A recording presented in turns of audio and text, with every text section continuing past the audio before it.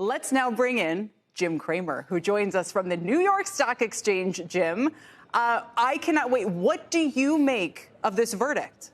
Well, I think that Elon Musk did something very clever. There are three ways for him to win. One is that he tied up these guys, it's OpenAI, so that maybe he can come in first. You want to come first in the chute because that's when the most money will be. That's the most that's left. Second, it's having been in big-time trials, unfortunately, it's just pure torture.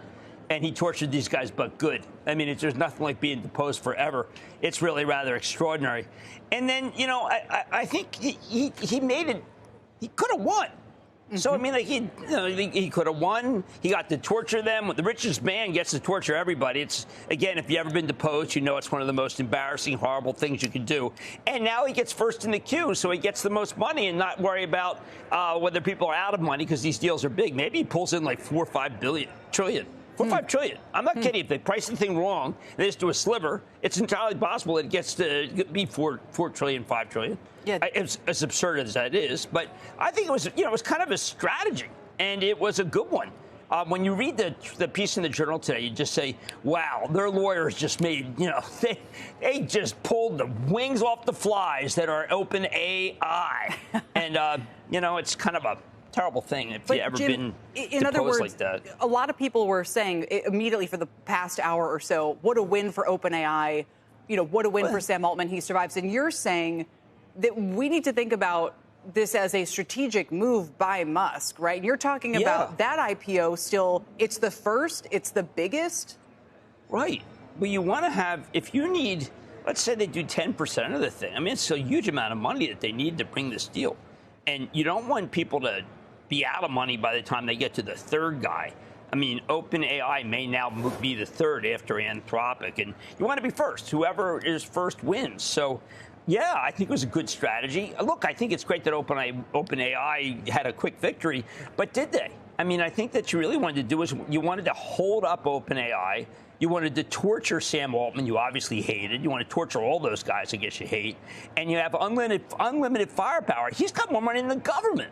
So he can just, just depose him till kingdom come. And at least I think the judge kind of got a handle on things. But when you're deposed, you're kind of just, you're naked. And, boy, did he get them naked. Wow. That's right. Bad. Jim, what do you think? I'm just saying, I don't know if you guys have ever been sued. I mean, unfortunately, it's a suboptimal situation.